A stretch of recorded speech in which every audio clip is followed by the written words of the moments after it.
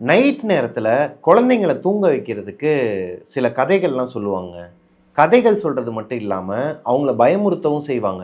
நீ தூங்கலைன்னா அந்த 3 கண்ணை வந்து உன்னை பிடிச்சிருவான், நீ தூங்கலைன்னா அந்த முக்கில் வந்து ஒரு பேய் இருக்குது, இல்லைன்னா அங்கே ஒரு வீடு தெரியுது பார்த்தியா, அது ஒரு பேய் வீடு, அங்கேருந்து ஒரு பேய் வந்து உன்னை பிடிச்சிட்டு போயிடும் அப்படிங்கிற மாதிரிலாம் சொல்லி தான் தூங்க வைப்பாங்க குழந்தைங்களை. அந்த குழந்தைங்களுமே அவங்க சொல்கிறத கேட்டு பயந்துட்டு ஐயோ பேய் வந்து பிடிச்சிருமோன்னு சொல்லிட்டு படுத்து தூங்கிடுவாங்க. இது சின்ன வயசில் மேபி இதை பார்த்துட்டு இருக்க நிறைய பேர் வீட்டில் நடந்திருக்கலாம். இதே மாதிரி தாங்க இன்னைக்கு நம்ம பார்க்க போகிற ஸ்டோரியில் கௌரி அப்படிங்கிற பொண்ணுக்கு அவங்களோட வீட்டில் அதாவது அவங்களோட சின்ன வயசில் நடந்த ஒரு சம்பவத்தை தான் என்கிட்ட ஷேர் பண்ணியிருக்கிறாங்க. அவங்களோட வீட்லையுமே சின்ன வயசில் தூங்க வைக்கிறதுக்கு இந்த மாதிரி கதைகள்லாம் சொல்லிட்டு அந்த தெருவில் வந்து பேய் இருக்குது, அந்த வீடு வந்து இடிஞ்சு விழுகிற மாதிரி இருக்கு இல்லையா, அங்கே வந்து பேய் இருக்குது, நீ தூங்கிடு அப்படின்னு சொல்லியே வளர்த்துருக்குறாங்க. ஆனால் கௌரிக்கு கியூரியாசிட்டி அதிகமாகி அந்த பேயை எப்படா நம்ம நேரில் பார்ப்போங்கிற மாதிரியான ஒரு உணர்வு வந்திருக்குதுங்க. அதனாலேயே என்ன பண்ணுவாங்கன்னா ஏகப்பட்ட அமானுஷ்ய கதைகள் பேசுறது, ஃப்ரெண்ட்ஸோடு சேர்ந்து அவங்க எந்த இடத்த வந்து ஹாண்டட் பிளேஸ்ன்னு அவங்க ஊரில் சொன்னாங்களோ, அவங்க கிராமத்தில் சொன்னாங்களோ, அதே பிளேஸுக்கு முன்னாடி போய் உட்காந்து கதை பேசுறதுன்னு சொல்லி அவங்களோட வாழ்க்கையே ஒரு கோஸ்ட் எக்ஸ்பீரியன்ஸை பார்த்தே ஆகணுங்கிறத நோக்கி ஓட ஆரம்பிச்சிருக்குதுங்க. அப்படி அவங்க போகும்போது அவங்களோட வாழ்க்கையில் ஒரு அமானுஷ்யம் நடக்குது. அந்த அமானுஷ்யத்திலேருந்து அவங்க எப்படி வெளியே வந்தாங்களா இல்லையாங்கிறத பற்றி தான் இன்றைக்கி நம்ம ஸ்டோரியில் பார்க்க போகிறோம். ரொம்பவே த்ரில்லிங்கான ஸ்டோரிங்க. இது ஒரு வில்லேஜ் ஸ்டோரி தான். வாங்க ஸ்டோரிக்குள்ளே போகலாம். Welcome to our show devil's kitchen.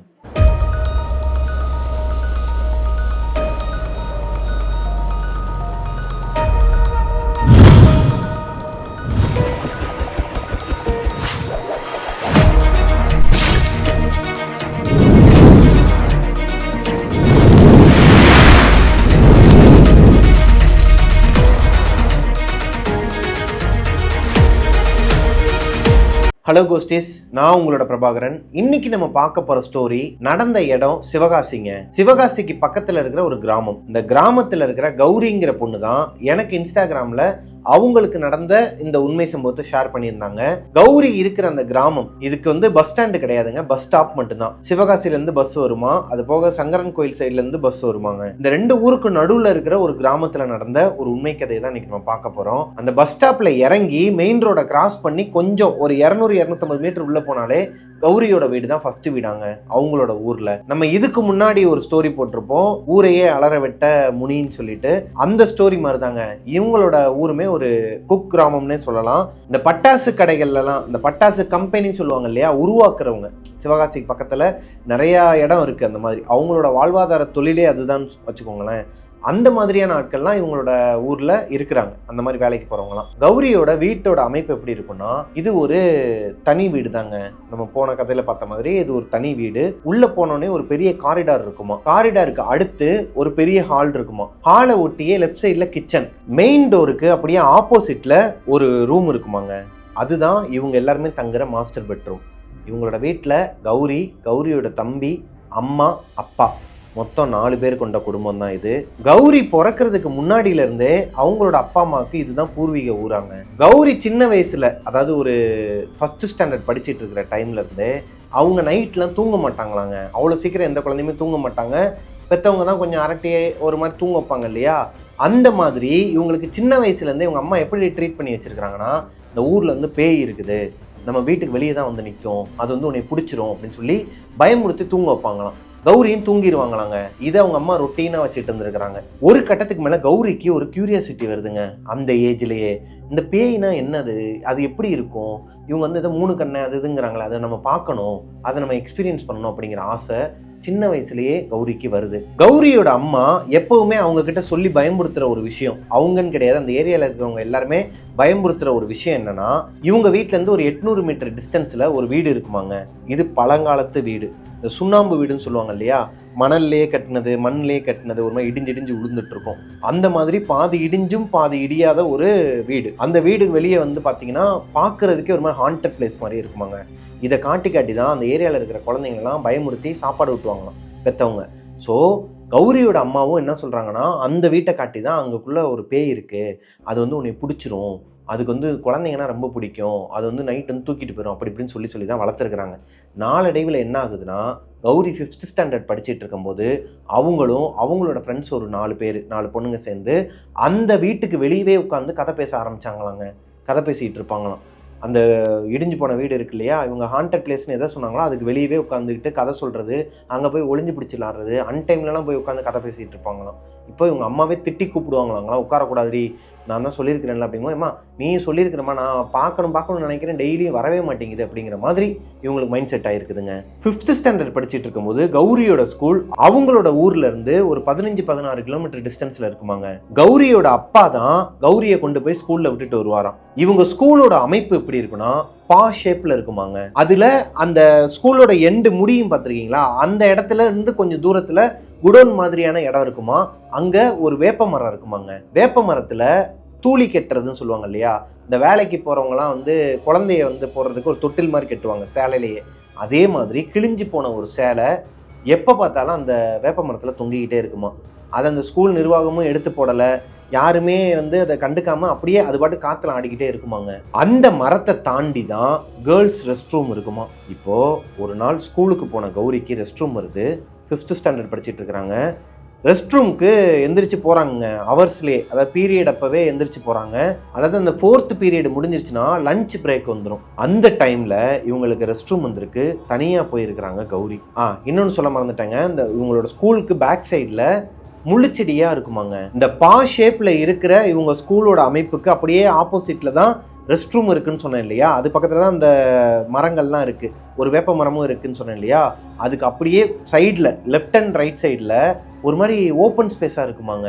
இந்த கருவேலங்காடுன்னு சொல்லுவாங்க இல்லையா, அந்த மாதிரி முள்ளுச்செடிங்க, அந்த மாதிரி ஓப்பன் ஸ்பேஸாக. கௌரி அன்னைக்கு ரெஸ்ட் ரூம் போகும்போது அவங்களுக்கு ஒரு மாதிரி ஃபீல் ஆகிருக்குதுங்க. இது நாள் வரைக்குமே அவங்க அம்மா வந்து பேய் இருக்குன்னு சொல்லும் போதா இருக்கட்டும், இல்லை அந்த ஹாண்டட் வீடு, அதாவது அந்த சுண்ணாம்பு வீடு இருக்கு இல்லையா, அதுக்கு வெளியே உட்காந்து கதை பேசும்போதோ அவங்களுக்கு வராத ஒரு ஃபீல் இப்போ வருதுங்க.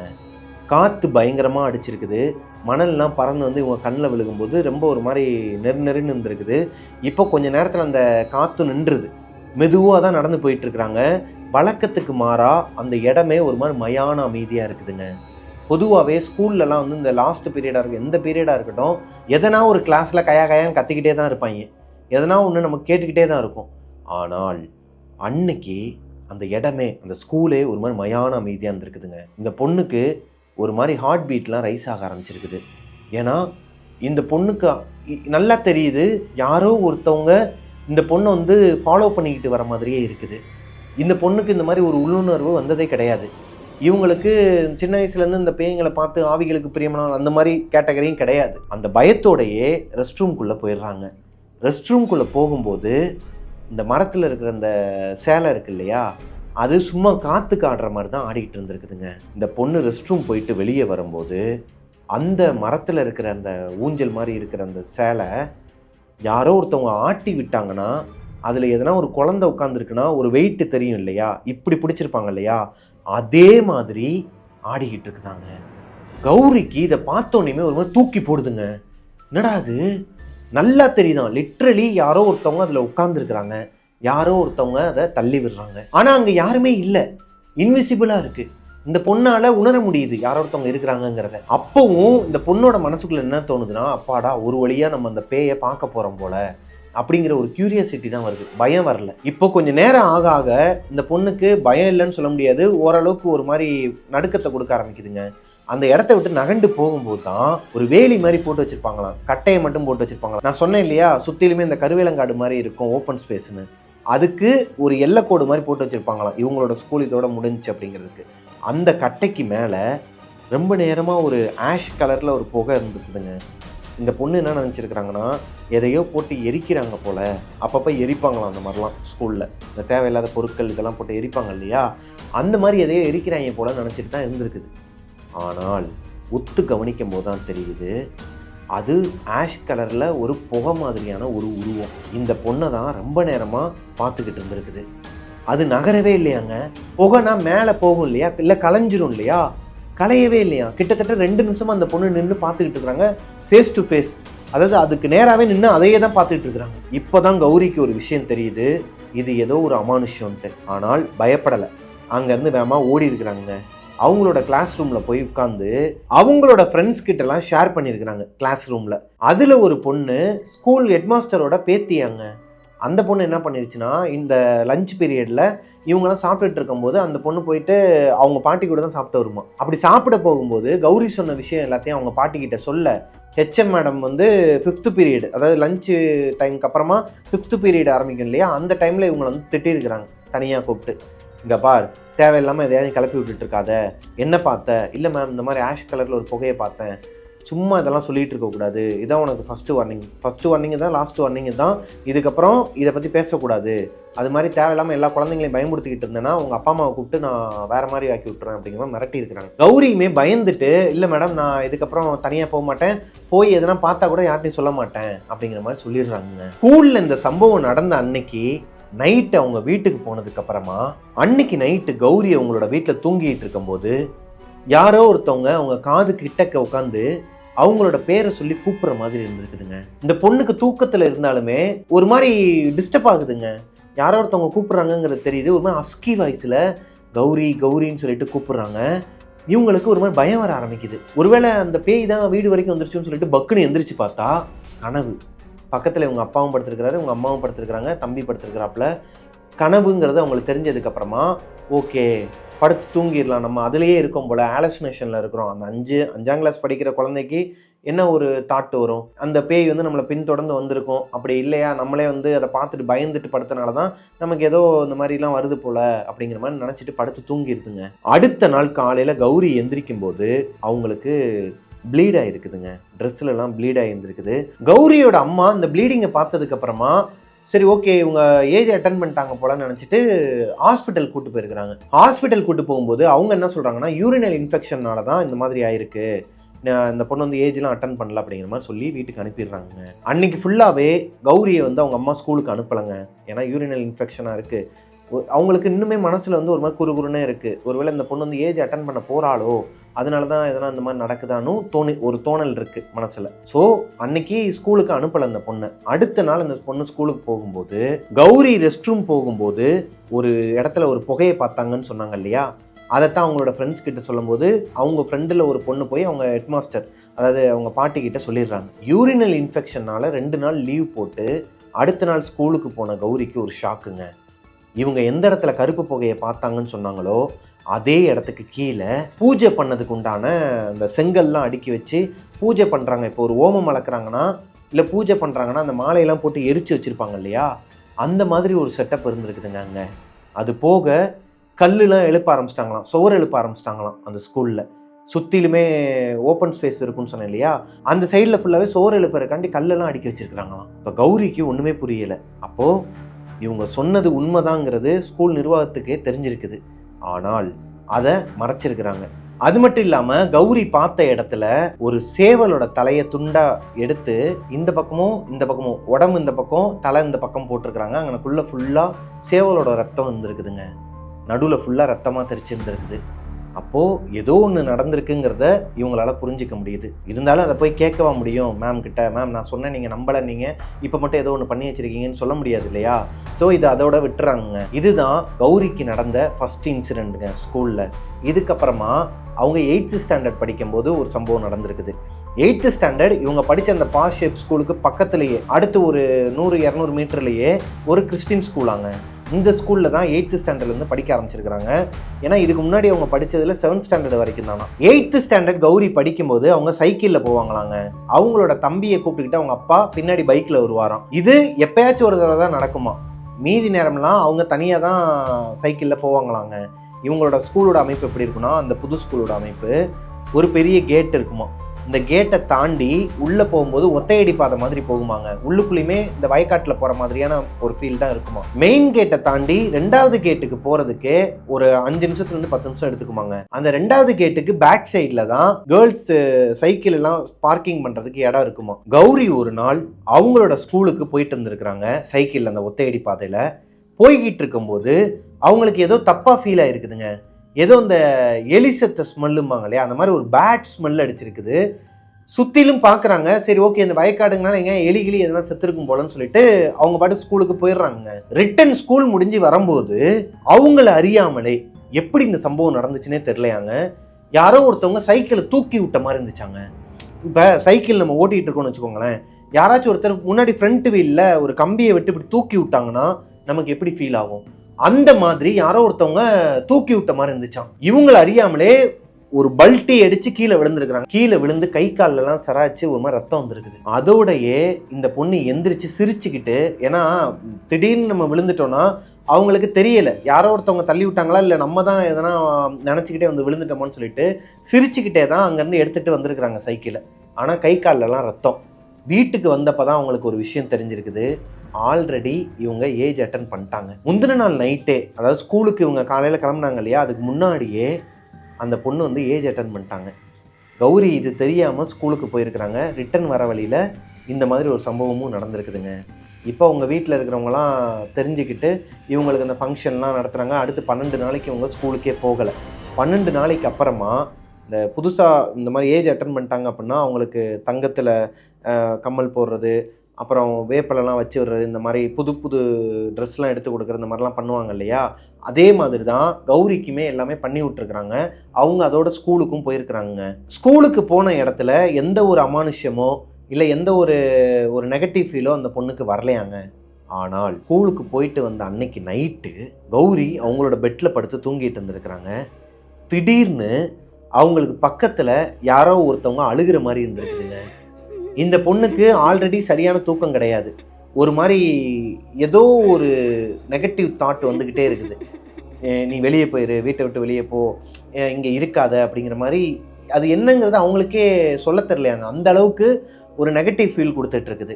இது நாள் வரைக்கும் நடக்காத, இது நாள் வரைக்கும் உணராத ஒரு நெகட்டிவ் ஃபீல் வந்துகிட்டு இருக்கு. இப்போது ஒருத்தர் அழுகிற சத்தம் கேட்குது இல்லையா, பயந்து போய் கண்ணு முழிச்சு எந்திரிச்சு உட்காந்து பார்த்தா அவங்க அம்மா மட்டும்தான் பக்கத்தில் படுத்து தூங்கிட்டு இருக்கிறாங்க. அவங்க அப்பாவும் தம்பியும் வெளியே படுத்து தூங்குவாங்களாம். எந்திரிச்சு பார்த்தா ரூமில் யாருமே இல்லை. ஒரு மாதிரி மயான அமைதியாக இருக்குது. சரி ஓகே, ஆல்ரெடி நம்ம 5th ஸ்டாண்டர்ட் படிக்கும்போது இதே மாதிரி ஒரு சம்பவம் நடந்திருக்குது இல்லையா, நம்ம வேற ஏஜ் அட்டன் பண்ணது தெரியாமல் வெளியே போயிட்டு வந்திருக்கிறோம், ஒருவேளை எதனா காற்று கருப்பு எதனா பட்டிருக்குமா என்னன்னு தெரியல, சரி ஓகே படுத்துருவோன்னு சொல்லிட்டு படுத்து தூங்குறதுக்கு ட்ரை பண்ணியிருக்கிறாங்க. இவங்க படுத்த உடனேயுமே இவங்களை சுற்றிலுமே ஒரு 8-9 பேர்கிட்ட இருக்குமாங்க. உட்காந்து ஒருத்தவங்க இறந்துட்டாங்கன்னு வச்சுக்கோங்களேன், அவங்கள வீட்டுக்கு நடுவில் வச்சுட்டு இல்லை வீட்டுக்கு வெளியே வச்சுட்டு சுற்றிலும் ஒரு 8 பேர் உட்காந்து ஒப்பாரி வச்சா எப்படி இருக்கும், அந்த மாதிரி யாரோ 8 பேர் அழுகிறாங்களாங்க. இந்த பொண்ணை சுற்றிலுமே ஐயோ ஐயோன்னு சொல்லிட்டு ஒரு மாதிரி நெஞ்சில் அடித்து அழுதுகிட்டு இருக்கிறாங்க. இந்த பொண்ணுக்கு ஒரு மாதிரி விஷுவலாவே தெரியுதான், இந்த மரண ஓலம் கேக்குதான் இந்த பொண்ணு காதுக்கு. பயந்து போய் எந்திரிச்சிருக்காங்க, கத்தி எந்திரிச்சிருக்காங்க. இவங்க அலறி அடிச்சு எந்திரிச்ச அந்த சவுண்ட்லயே அவங்க அம்மாவும் எந்திரிச்சிருக்காங்க. என்னாச்சுமான்னு சொல்லி கேட்கும்போது இவங்க சொல்றாங்க, அம்மா கெட்ட கெட்ட கனவா வருதுமா, எனக்கு ஒரு மாதிரி பயந்து பயந்து வருதுமா, அதாம்மா அப்படின்னு சொல்லிட்டு இருக்கும்போதே அவங்க அம்மா கை வச்சு பாக்குறாங்க. இந்த பொண்ணுக்கு ஹெவி ஃபீவராங்க, கொதிச்சிருக்கு உடம்பே. அவங்க அம்மாவுக்கு என்ன பண்றதுன்னே தெரியாம இந்த தண்ணியை வச்சு எடுத்துருக்காங்க, டேப்லெட்டும் கொடுத்துருக்காங்க. கௌரியை மட்டும் அந்த கட்டிலில் படுக்க வச்சுட்டு அவங்க அம்மா கீழே இறங்கி படுத்துட்டாங்களாம். உடம்பு முடியல, பிள்ளை வந்து கொஞ்சம் சவகாசமா படுத்துக்கிட்டுன்னு சொல்லிட்டு கீழே இறங்கி படுத்து இருந்திருக்கிறாங்க. கௌரி தூங்கி ஒரு 1/2 hour கூட இருக்காதான். எவ்வளோ நேரங்கிறது அவங்களுக்கு தெரியல, ஆனால் ஒரு 1/2 hourலேயே இந்த விஷயம் நடந்துச்சு ப்ரோ அப்படிங்கிறாங்க. கௌரிக்கு ஒரு உணர்வு வருதுங்க. என்ன உணர்வுனா, அந்த 5th ஸ்டாண்டர்ட் படிக்கும்போது ஒரு ஆஷ் கலரில் ஒரு புகையை பார்க்கும்போது இவங்க ரெஸ்ட் ரூம்குள்ளே போகிறதுக்கு முன்னாடி ஒரு உணர்வு இருந்துச்சு இல்லையா, யாரோ ஒருத்தவங்க இவங்களை பார்த்துக்கிட்டே இருக்கிற மாதிரி இருக்குது, யாரோ ஒருத்தவங்க இவங்க பின்னாடியே நடந்து வர மாதிரி இருக்குன்னு சொல்லிட்டு ஒரு உணர்வு இருந்துச்சுன்னு சொன்னாங்க இல்லையா, அதே உணர்வு இப்போ வருதுங்க. நைட்டு ஒரு 1 மணி இருக்குமா இந்த சம்பவம் நடந்துட்டு இருக்கும்போது. கண்ணு முழிச்சு பார்க்கும்போது கரெக்டாக ஒரு இடத்த பாயிண்ட் அவுட் பண்ணி இவங்க எப்படி அந்த இடத்த பார்த்தாங்கங்கிறது இப்போ வரைக்குமே கௌரிக்கு தெரியலையாங்க. கரெக்டாக பாயிண்ட் பண்ணி இவங்க படுத்துருக்குறாங்கன்னா மேலே ஒரு ஸ்லாப் இருக்குமாங்க, அந்த ஸ்லாப்பை பார்த்துருக்குறாங்க. பார்த்தா அதே ஆஷ் கலர் புகையில் ஒரு உருவம், லைக் ஒரு எலும்புக்கூடு மேலே இந்த புகையை அப்புனா எப்படி இருக்கும் அந்த மாதிரியான ஒரு உருவம் குத்த வச்சு உட்காந்துருக்குதாங்க. ஸ்லாப்பில் குத்த வச்சு உட்கார்ந்தது மட்டும் இல்லாமல் இவங்களை வந்து ஒரு மாதிரி பார்த்துக்கிட்டு இருக்குதான். இவங்களை வந்து வச்ச கண்ணு எடுக்காமல் கண்ணை உருட்டி பார்க்குதாங்க. இந்த பொண்ணுக்கு ஒரு மாதிரி தூக்கி போட்டிருக்குது இந்த உருவத்தை பார்த்ததுக்கு அப்புறமா. அன்னைக்கு ஸ்கூல்ல பார்க்கும்போது இருந்த ஒரு பயத்தை விட இப்ப பார்க்குற இந்த உருவம் பயங்கரமா இருக்குதான். கண்ணு பெரிய கண்ணாங்க, ஒரு மாதிரி திருன்னு முழிச்சு ஒரு மாதிரி உருட்டி பார்த்துட்டு இருக்குதான். அப்படியே அந்த பக்கம் பார்க்குதான், இங்க பார்க்குதான், அந்த பக்கம் பார்க்குதான். அந்த பக்கம் யாரை பார்க்குதுன்னு சொல்லிட்டு எட்டி பார்த்தா அவங்க அப்பா படுத்திருக்கிறாராம். அவங்க அப்பா வந்து வெளியே படுத்திருக்கிறாராம், அவரை பார்த்துக்கிட்டு இருக்குதான். அவங்க அப்பாவையும் இந்த பொண்ணையும் மாற்றி மாற்றி வச்சக்கன்னு எடுக்காமல் பார்த்துக்கிட்டே இருந்திருக்குதுங்க. கௌரிக்கு அவங்க அப்பாவையும் அம்மாவையும் கூப்பிடுறதுக்கு வாயில ரொம்ப நேரமாக வார்த்தை வந்துகிட்டு இருக்கு. ஆனால் வார்த்தை வெளியே வர மாட்டேங்குதான். கத்துறதுக்கு ட்ரை பண்ணுறாங்க, ஆனால் அவங்களால பேசக்கூட முடியலையா. இப்போ அவங்களோட இஷ்ட தெய்வத்தை மனசில் நினச்சிக்கிட்டு, இவங்களோட இஷ்ட தெய்வமே முனி தானாங்க. அங்கே வந்து பாண்டி முனின்னு சொல்லிட்டு ஒரு முனி இருப்பாராம். எதுனா ஒரு பிரச்சனைனா இவங்க வந்து மனசில் அவரை தான் நினைப்பாங்களாம். அன்னைக்கு நைட்டுமே அவரை மனசில் நினச்ச அடுத்த செகண்டு இவங்களுக்கு லைட்டாக பேச்சு வந்துருக்குதுங்க. இவங்களை அறியாமலே கத்த ஆரம்பிச்சிருக்கிறாங்க. அம்மா அப்பான்னு சொல்லிட்டு கத்துன உடனே அவங்க அப்பா அம்மா 2 பேருமே எந்திரிச்சு என்னாச்சுமான்னு சொல்லி கேட்கும்போது நடந்ததை சொல்றாங்க. மேலே கையை காட்டினா அந்த இடத்துல அந்த உருவம் இல்லையாங்க. இப்போ இவங்க அப்பா அம்மா 2 பேருமே அவங்களுக்கு திருநீரை பூசி விட்டு அன்னைக்கு நைட்டு படுக்க வச்சிடுறாங்க. அடுத்த நாள் காலையில் எந்திரிச்சதுக்கு அப்புறமே ஹெவி ஃபீவர் இருந்திருக்குது, கண்டினியூ ஆயிருக்குது.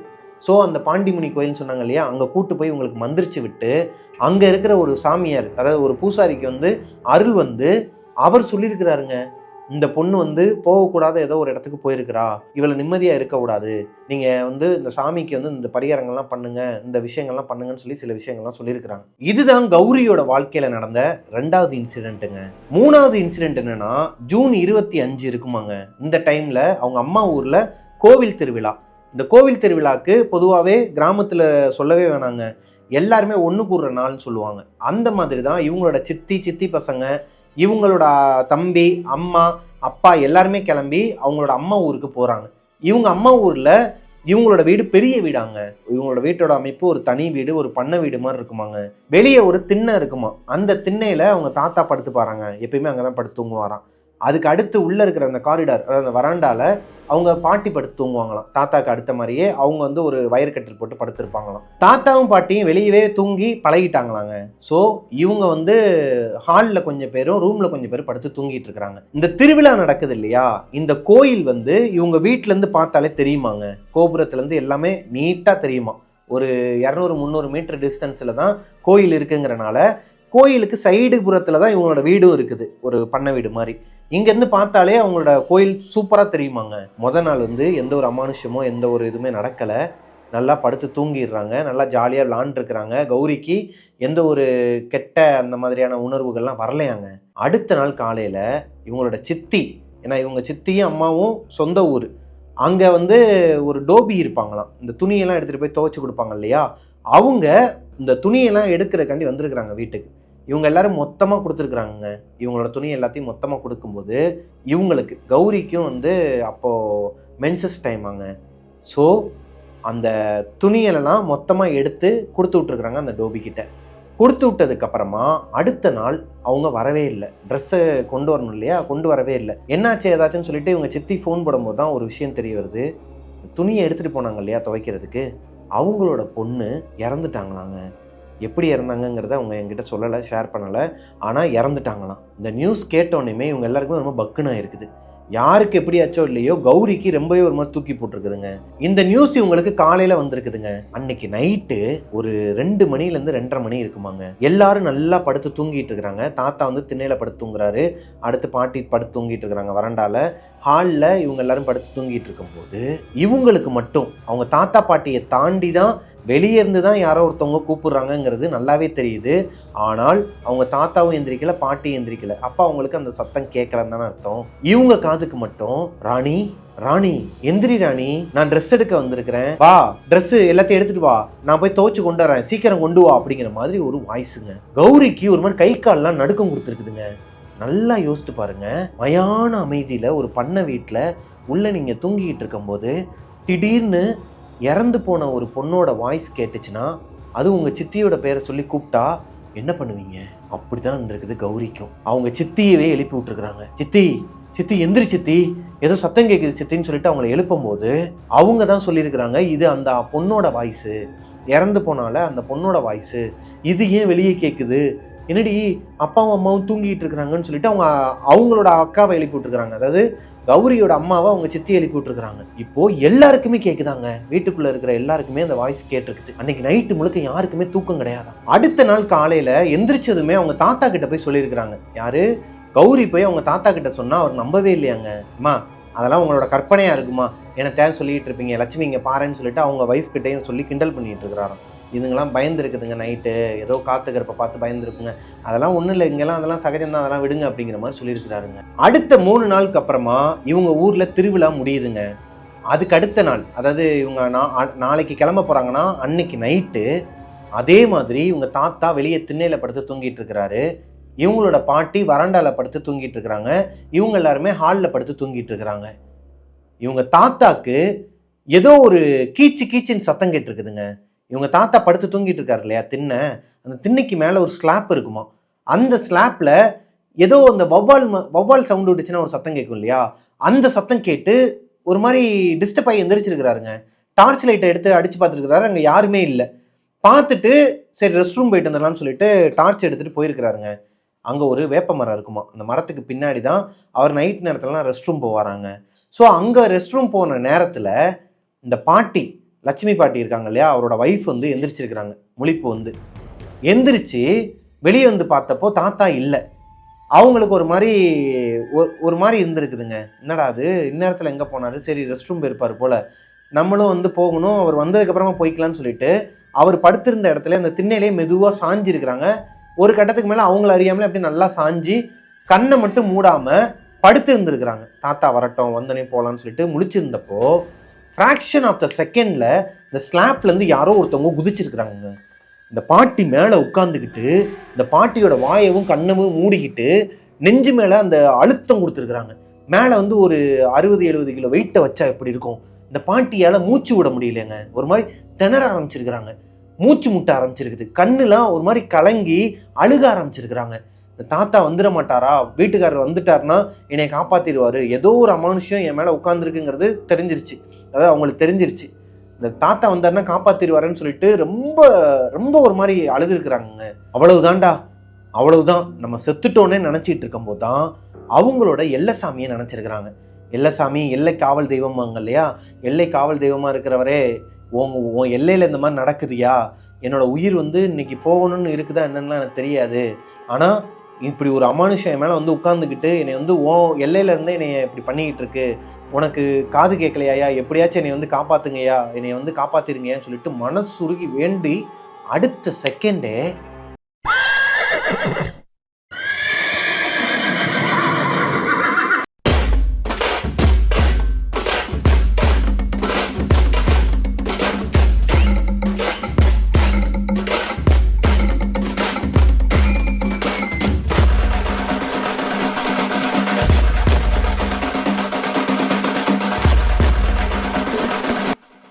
ஒரு இறக்கம் இருக்குமாங்க. இவங்க வீட்டுக்கு பின்னாடி ஒரு இறக்கம் இருக்குமா, இந்த ஒத்தையடி பாதை மாதிரி போகும் இல்லையா, அந்த வீரதீரசுரனில் கூட அவர் எஸ்டே சூர்யா வர வழியில் ஒரு கன்னி வெடிலாம் வைப்பாங்க இல்லையா, அந்த மாதிரி ஒரு இறக்கம் இருக்குமாங்க. உதாரணத்துக்காண்டி சொன்னேன், அந்த மாதிரி ஒரு இறக்கத்தில் ஒரு குதிரை சத்தம் கேட்டிருக்குது, குதிரை ஓடி வர சத்தமும் கேட்டிருக்குது. எனக்கு இப்பவும் புல்லரிக்குதுங்க. நான் உங்களோட ஆடியோ வந்து போடுறேன், கேளுங்க நீங்களே. எப்படி மனசில் நினச்சது, அங்கே கோவிலிருந்து ஒரு இறக்கம் இருக்குமாண்ணா, இறக்கம் இப்பயும் இருக்குது, அந்த இறக்கத்தில் குதிரை சவுண்டு, குதிரை கணைச்சிட்டு வர்ற சவுண்டு, கொலுசு அதான் சலங்கை சவுண்டு, குதிரை சவுண்டு கேட்குதான், வந்து எங்கள் வீட்டு பின்னாடி வழியாக வந்து சாட்டை வச்சு அடித்தா சத்துன்னு சவுண்டு கேட்கல, அந்த மாதிரி ஏதோ ஒரு சவுண்டு கேட்டிருக்குது. கேட்டு அடுத்து ஒரு 2-3 நிமிஷத்துக்கு அப்புறம் எங்கள் பாட்டிக்கு மறுபடியும் ஒழுங்காக மூச்சு விட வந்துருச்சான். சுளீர்னு ஒரு சவுண்டாங்க, இந்த சாட்டையை வச்சு ஓங்கி அடித்தா ஒரு சத்தம் கேட்கும் இல்லையா, அந்த மாதிரி ஒரு சத்தம். இவங்களோட கண்ணு திறந்துருது, அதாவது இவங்க கண்ணை யாரோ ஒருத்தவங்க மூடினாங்க இல்லையா, அந்த இதுலேருந்து வெளியே வந்துடுறாங்க. வெளியே வந்தவங்க கத்திருக்கிறாங்க, ஐயா அப்படின்னு சொல்லிட்டு கத்திருக்கிறாங்க. உள்ளே இருந்தவங்க எல்லாம் பயந்துட்டு இந்த கௌரி, அவங்களோட அம்மா, சித்தியோட குழந்தைங்க எல்லாருமே வெளியே வந்திருக்கிறாங்க. என்னமோ ஏதோன்னு சொல்லிட்டு வெளியே வந்து பார்த்தா தாத்தாவுமே வந்திருக்கிறாரு, ரெஸ்ட் ரூம் போனவர் வந்திருக்கிறாரு. என்னாச்சுன்னு சொல்லி கேட்கும்போது இந்த மாதிரி நடந்ததெல்லாம் சொல்கிறாங்க. ஏதோ ஒரு உருவம் என் மேலே வந்து உட்காந்துக்குச்சு, என்னை போட்டு அமுக்கு அமுக்கிருச்சு, நான் அவ்வளோதான் இறந்துருவேன்னு நினச்சேன், இன்னைக்கு காவல் தெய்வம் தான் வந்து என்னை காப்பாத்துச்சு அப்படிங்கிற மாதிரி சொல்லியிருக்கிறாங்க. இந்த ஊரில் வந்து நல்லது நடக்கும், கெட்டதும் நடக்கும், ஆனால் கெட்டதுன்னு ஒன்று இருந்துச்சுன்னா எங்கள் ஐயா நல்லவர் வந்து என்னை காப்பாற்றுவார் அப்படிங்கிற மாதிரிலாம் சொல்லியிருக்கிறாங்க. சொன்னதுக்கப்புறமா இவங்களுக்கு ஒன்றுமே புரியலை. இருந்தாலும் கௌரிக்கு ஒன்று ஓடுதுங்க, இந்த ஊரில் ஏதோ ஒரு அமானுஷம் இருக்குதுங்கிறது உண்மைதான். ஏன்னா முந்தின நாள் நைட்டு தான் இவங்களுக்கு ஒன்று நடந்திருக்கு இல்லையா, அந்த இறந்து போன பொண்ணு வந்து வெளியே நின்று கூப்பிட்டு இருந்தது. ஒருவேளை அந்த பொண்ணு தான் பாட்டியை வந்து அமுக்கியிருக்குமோ அப்படிங்கிற டவுட்டு கௌரிக்கும் இருந்திருக்குது, அவங்க சித்தி ராணிக்குமே இருந்திருக்குது. இந்த சம்பவம் நடந்த அடுத்த நாளே அவங்க குடும்பத்தோட கிளம்பி அவங்க ஊருக்கே போயிட்டாங்களாங்க. யாரு? கௌரியோட குடும்பம். இதுதான் கௌரிக்கு நடந்த 3வது இன்சிடென்ட்டுங்க. இதுக்கப்புறமா அவங்கள வந்து அவங்க குடும்பத்தில் இருக்கிறவங்களாம் ஜக்கின்னு கூப்பிடுவாங்களாம், அவங்க அம்மா சித்திலாம். ஏன்னா ஜக்கம்மா, இவங்களோட அம்மாவோட குலதெய்வம் வந்து ஜக்கம்மாவாங்க. அவங்களுக்கு அவங்க சொல்றதெல்லாம் நடக்குமா, அதாவது கௌரி சொல்றது எல்லாமே அவங்க வீட்டில் நடக்க ஆரம்பிக்குதாங்க. ப்ரெடிக்ட் பண்ணி சொல்றதெல்லாம் குத்துமதிப்பாக அடிச்சு விட்றாங்களா என்னன்னு இவங்களுக்கே டவுட் வருமா. ஒரு தடவை இவங்க வீட்டில் வந்து நிறைய அமானுஷ்யங்கள்லாம் நடந்துகிட்டு இருக்கு, ஏகப்பட்ட சண்டைகள்லாம் வந்துட்டு இருக்கு, யாரோ ஒருத்தவங்க ஏதோ செஞ்சுருக்குறாங்க நமக்கு செய்வனை, இந்த மாதிரியான செய்வனை வந்து புதைச்சி வைக்கிற ஒரு செய்வனையா, இதை யார் நம்ம வீட்டுக்குள்ள வந்து எங்கே புதைச்சி வச்சிருக்க போகிறாங்கன்னு சொல்லிட்டு இவங்க சித்தியும் அம்மாவும் சேர்ந்து தேடிக்கிட்டு இருப்பாங்களாங்க. அப்போது இவங்க சும்மா சொல்லுவாங்களாம், அம்மா எனக்கு தெரிஞ்ச அந்த மரத்துக்கு பக்கத்தில் தான், பனைமரத்துக்கு பக்கத்தில் தான் வந்து ஏதோ புதைச்சி வச்சுருப்பாங்கன்னு நினைக்கிறேன் அப்படின்னு சும்மா சொல்லுவாங்க. இவளுக்கு வேறு வேலை இல்லடின்னு சொல்லிட்டு எல்லா இடத்தையும் செக் பண்ணிவிட்டு, சரி இவள் ஒரு இடம் சொன்னால அங்கேயும் போய் தோண்டி பார்ப்போன்னு தோண்டி பார்த்தா அங்கே உண்மையாகவே இந்த கருப்பாக மையை வச்சு ஒரு பொம்மையில் ஏதோ செய்வனை வச்சு யாரோ ஒருத்தவங்க புதைச்சி வச்சுருக்கிறாங்க அந்த இடத்துல. இது சும்மா சாம்பிளுக்காங்க. இதுக்கப்புறம் நிறைய விஷயங்கள் நடந்திருக்குது. இவங்க சும்மா சொல்கிறது, அதாவது இவங்களுக்கு தோன்றதை சொன்னால் அது எல்லாமே கரெக்டாக நடந்திருக்குது. அதனாலேயே கௌரியை வந்து அவங்க வீட்டில் அவங்க அப்பாவும் சரி அம்மாவும் சரி சித்தியும் சரி ஜக்கின்னு கூப்பிடுவாங்களாம். இவள் வாயில் விழுகக்கூடாது, இவன் சொல்கிறதெல்லாம் நடக்குது, சொல்கிறதெல்லாம் பழிக்குது அப்படிங்கிற மாதிரி சொல்லிக்கிட்டு இருக்கிறாங்களாங்க. இந்த தருணத்தில் இவங்களுக்கு அடுத்து 4வது ஒரு இன்சிடெண்ட் நடக்குது. என்னதான் கௌரி சொன்னது அவங்க வீட்டில் பழிச்சாலும், அவங்கள வந்து தெய்வமாக அவங்க பார்த்தாலும், அதுக்கடுத்து அவங்களோட வாழ்க்கையில் அடி மேல் அடி விழுந்திருக்குது. இதோட இது முடியலைங்க. இந்த ஸ்டோரி இன்னுமே கண்டினியூ ஆகும். அவங்க காலேஜுக்கு போனதுக்கு அப்புறமா இதை விட ஒரு பயங்கரமான ஒரு அமானுஷ்யத்துக்கிட்ட மாட்டியிருக்கிறாங்க. ஹாண்டட் லேடிஸ் ஹாஸ்டல் பார்ட் 7 அப்படிங்கிற ஒரு டைட்டிலில் அடுத்த வீடியோவாக வரும். நம்ம இது நாள் வரைக்குமே பார்ட் 6 வரைக்கும் நிறைய ஹாண்டட் லேடிஸ் ஹாஸ்டல் பார்த்துருக்குறோம். இந்த ஸ்டோரி உங்களுக்கு பிடிச்சிருக்குன்னு நினைக்கிறேன். இன்றைக்கான ஸ்டோரி உங்களுக்கு பிடிச்சிருந்துச்சுன்னா லைக் பண்ணிடுங்க. உங்களுக்கும் இதே மாதிரி உங்களோட வாழ்க்கையில் எதனா அமானுஷ்யங்கள் நடந்திருக்கு, உங்களோட சொந்த கிராமத்தில் போகும்போது எனக்கு நிறைய அமானுஷ்யங்கள் நடந்திருக்கு, அதை என்கிட்ட ஷேர் பண்ணணும்னு நினச்சிங்கன்னா பிரபாகரன் அஃபிஷியல் மிஸ்டர் பிரபாகரன்ங்கிற இன்ஸ்டாகிராம் ஐடிக்கு எனக்கு இன்பாக்ஸ் பண்ணுங்கள். அப்படியே 2 பேஜுமே ஃபாலோ பண்ணிக்கோங்க. Instagram page mister Prabhakaran YouTube சேனலை சப்ஸ்கிரைப் பண்ணிக்கோங்க. பக்கத்தில் இருக்க பெல் ஐக்கானை தட்டி விட்டுருக்கேன். நெக்ஸ்ட் ஸ்டோரியில் உங்களை மீட் பண்ணுற வரைக்கும் பாய்.